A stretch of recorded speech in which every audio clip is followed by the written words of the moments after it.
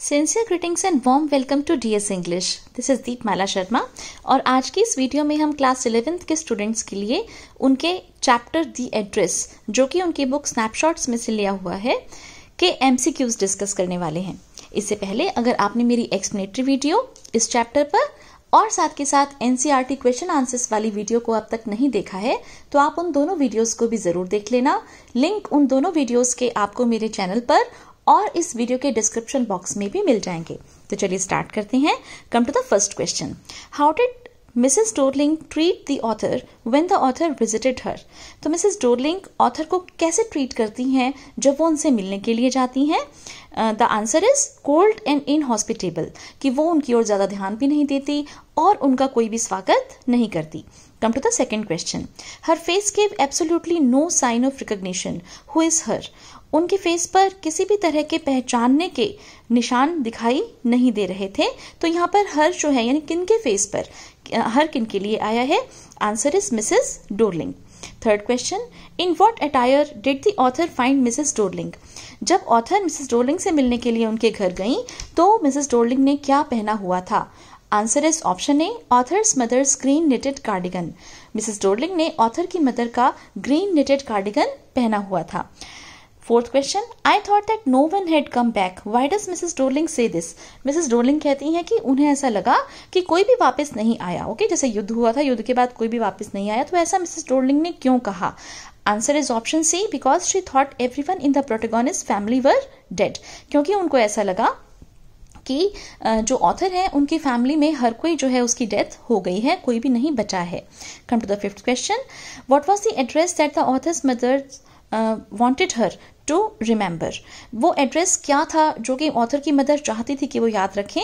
The answer is number 46 Marconi Street. Come to the next question, Mrs Dorling was. Mrs Dorling क्या थी Mrs S की? Of Mrs S. Okay, Mrs Dorling was dash of Mrs S, क्या थी? An old acquaintance. तो Mrs S की बताती हैं कि she is an old acquaintance of mine. Okay, तो ओल्ड एक्वेंटेंस का मतलब पुरानी परिचित। Mrs Dorling took the possessions of the things on the pretence of. Mrs Dorling ने मिसेस एस से उनकी सारे की सारी बिलोंगिंग्स को रखा था, लेकर रखा था। ये उन्होंने क्या जैसे किस लिए रखा था उनको? Answer is option C, keeping them safe. उन्होंने ऐसा प्रिटेंड किया था कि वो उनको बिल्कुल सुरक्षित रखेंगी। What was the author convinced? Was the author convinced with her mother's idea of letting Mrs. Dorling take away their things? क्या ऑथर इस बात से कन्विंस थी, क्या वो इस बात से सहमत थी कि अगर मान लीजिए मिसेस डोरलिंग जो है वो उनकी मदर के सामान को रख लें तो यहाँ पर हम आंसर बता रहे हैं पार्शली, क्योंकि जैसे वो ज्यादा सहमत नहीं हो पाई थी इस बात से कि that lady can keep their possessions safe. How does the author describe Mrs. Dorling when she saw her first time during the war? Author जो है मिसेस डोरलिंग को किस तरह से डिस्क्राइब करती हैं जब उन्होंने उन्हें देखा था वॉर के समय? तो वो बताती हैं कि a woman with a broad back. Okay, तो जो ऑथर है वो मिसेस डोरलिंग की जो पहचान है वो बताती हैं कि वो एक वुमन है जिनकी की बैक जो है काफी चौड़ी है। Why did the author wait for such a long time before visiting the address? Author ने बहुत समय तक वेट क्यों किया उस एड्रेस पर विजिट करने से पहले? Option A, because she was not interested. Option B, because she was afraid to confront her mother's belongings. या option C, both A and B. और option D, none of the above.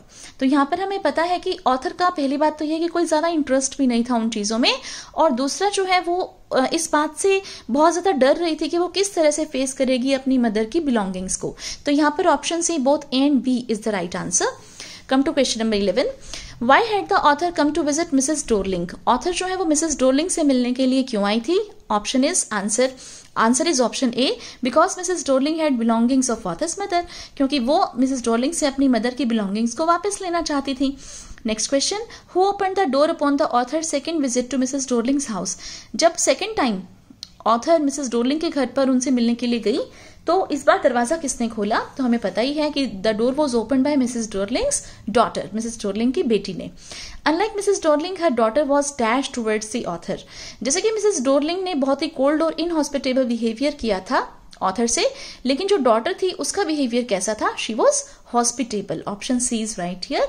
Come to the next question, was the protagonist reaction when she entered? What was the protagonist reaction when she entered the living room? Author जैसे ही अंदर जाती हैं living room में, तो उनका जो expression है, उनका जो रिएक्शन है वो क्या था, किस तरह से रिएक्ट किया उन्होंने उन चीजों को देखकर. She was horrified. Come to the next one. I was in a room I knew and did not know. What does author mean by this? तो ऑथर जैसे ही लिविंग रूम में जाती है मिसेस डोरलिंग के घर के, वो जाकर बोलती हैं कि इस तरह का ये एक रूम था जिसे मैं पहचानती भी थी और नहीं भी पहचानती थी. तो ऐसा ऑथर ने क्यों कहा, क्या मतलब है उनका ऐसा कहने से? Answer is option A, she saw familiar things but in unfamiliar surroundings. Now this is the most important line I must say so far this chapter is concern, क्योंकि ये जो बात है कि familiar things okay of the past they lose their significance if they are placed in unfamiliar surroundings. तो सारी की सारी चीजें जो थी वो फेमिलियर थी, लेकिन जो सराउंडिंग्स थी, मीन्स जहां पर उनको रखा गया था, वो बिल्कुल भी फेमिलियर नहीं थी ऑथर से. इसीलिए ऑथर ये बात कहती है कि ऐसा भी था कि मैं जानती हूं और ऐसा भी था कि मैं नहीं जानती. How does the author describe the living room? Author living room को कैसे डिस्क्राइब करती है? Option A muggy smell, option B strange atmosphere, option C sophisticated, या option D both A and B. Option D both A and B is the right answer, क्योंकि वहां पर smell भी आ रही थी और बड़ा ही अजीब सा एक एटमोस्फियर वहां पर था, अजीब सा माहौल था. Next question, in what condition did the author find the living room? Author को जो लिविंग रूम था वो किस कंडीशन में दिखाई दिया? Answer is option A haphazard, यानी कि सब कुछ अस्त व्यस्त था. 18th question, the author remembered that the woollen table cloth had dash. Author ने ये याद किया कि जो वुलन टेबल क्लॉथ जो है उसके ऊपर क्या है, क्योंकि वुलन टेबल क्लॉथ जो था वो ऑथर से बिलोंग करता था, उन्होंने काफी टाइम तक यूज किया था अपने घर पे. तो उन्हें क्या याद आया? उसको देखते ही उसे याद आया कि यहाँ पर एक बर्न मार्क है. Option C is right here, a burn mark, जले हुए का निशान है वुलन टेबल क्लॉथ पे. Next question, according to the author when do we notice the things in the house? Author के हिसाब से हम घर में चीजें नोटिस करना कब शुरू करते हैं? Answer is option A, when they are out of our sight, जब वो हमारी दृष्टि से दूर हो जाती हैं, means they are out of our sight. Next question, what was the silver that the author was once asked to clean by her mother? तो वो सिल्वर क्या था जो कि ऑथर की मदर ने कहा था उसको साफ करने के लिए? That silver was the cutlery. Okay, cutlery जैसे फोक्स हैं, नाइव्स हैं, स्पून्स हैं, इनको कटलरी बोलते हैं. That was all silver, metal के बने हुए थे. Next is, why did the author leave Mrs Dorling in a hurry? Mrs Dorling के घर से ऑथर जो है वो जल्दबाजी में क्यों निकल जाती हैं? Option A, because she was getting late for the train. Option B, because she was no longer wanted to stay there. Option C both A and B, and option D none of the above. तो यहाँ option C both A and B is the right answer. Option A इसकी वो काफी late हो रही थी train के लिए, और दूसरा अब वो इंटरेस्टेड नहीं थी वहां पर रहने में या उन चीजों को वापस पाने में जो कि वहां पर उनकी थी. Next question, why did the objects lose their value for the author? Author के लिए वो जितनी भी चीजें थी उनकी वैल्यू क्यों खत्म हो गई? Answer is option D, because she saw them in different surroundings, क्योंकि उसने अपनी सब चीजों को एक अलग से माहौल में देखा. Next is, at the end what does the author decide? अंत में जो ऑथर है वो क्या डिसाइड करती हैं? Answer is option A, to forget the address. वो उस एड्रेस को हमेशा हमेशा के लिए भूल जाना चाहती हैं. Next question, who is the protagonist of the address?